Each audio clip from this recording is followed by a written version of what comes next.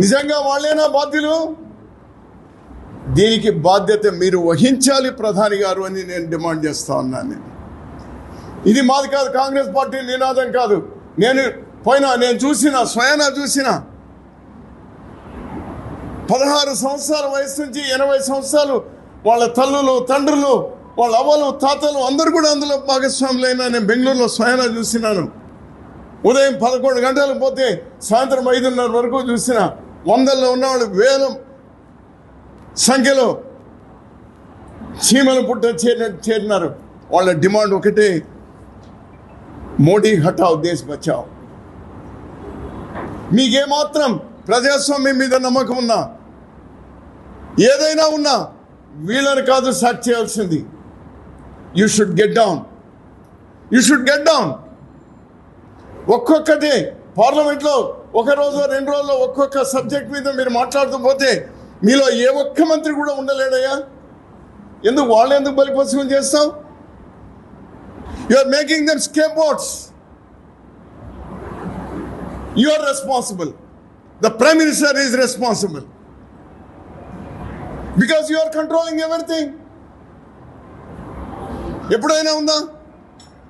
67 సంవత్సరాలు కాంగ్రెస్ కానీ, చివరికి వాజ్పేయి గారు కానీ, లేదా మిగిలిన జనతా పార్టీకి సంబంధించినటువంటి మొరార్జీ దేశాయ్ గారు కానీ ఎప్పుడు కూడా ప్రైమ్ మినిస్టర్ కంట్రోల్ లేదు, ప్రైమ్ మినిస్టర్ ఆఫీస్ కంట్రోల్ లేదే. ఎవరి శాఖలు వాళ్ళు స్వచ్ఛందంగా నడిపినారే. ఈవెన్ పివి నరసింహారావు గారు ఉన్నప్పుడు కానీ, లేకపోతే మన్మోహన్ సింగ్ గారు ఉన్నప్పుడు కానీ, ఇతర పార్టీల వాళ్ళు మంత్రులుగా ఉన్న స్వచ్ఛందంగా వాళ్ళు నడిపేటువంటి పరిస్థితి వచ్చింది. ఇప్పుడు ఎందుకు స్వతంత్రత లేదు? వీళ్ళందరూ కూడా ప్రైమ్ మినిస్టర్ ఆఫీస్ నుంచి ఏం చెప్తే అది చేయాలి తప్పితే స్వచ్ఛందంగా ఎవరు లేరు.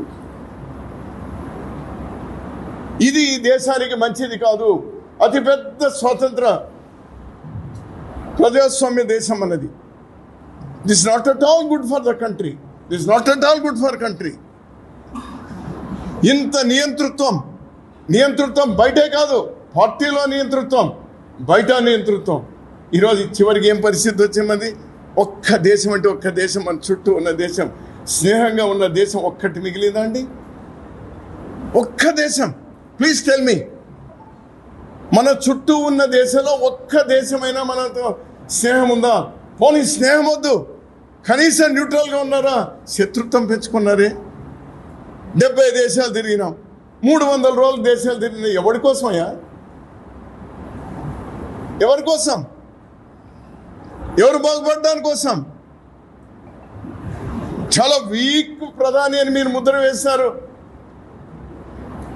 మన్మోహన్ సింగ్ గారు ఉన్నప్పుడు మన చుట్టూ ఉన్నటువంటి అన్ని దేశాలు ఒక పాకిస్తాన్ మినహాయిస్తే అందరూ మనతో బాగున్నారే.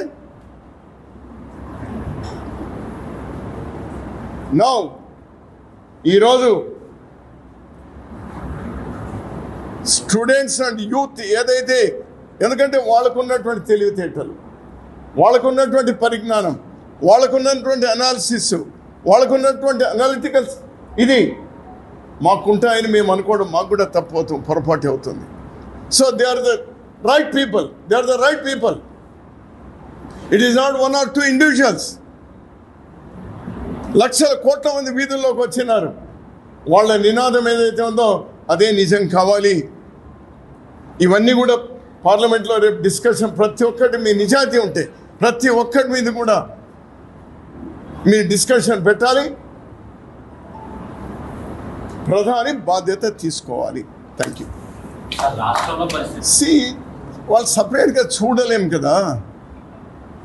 ఇప్పుడు లోకేషన్ సపరేట్గా, తెలుగుదేశం సపరేట్గా, జనసేన సపరేట్గా చూడలేం కదా. అందరూ భాగమే కదా, బీజేపీలో భాగమే కదా అంటాను నేను.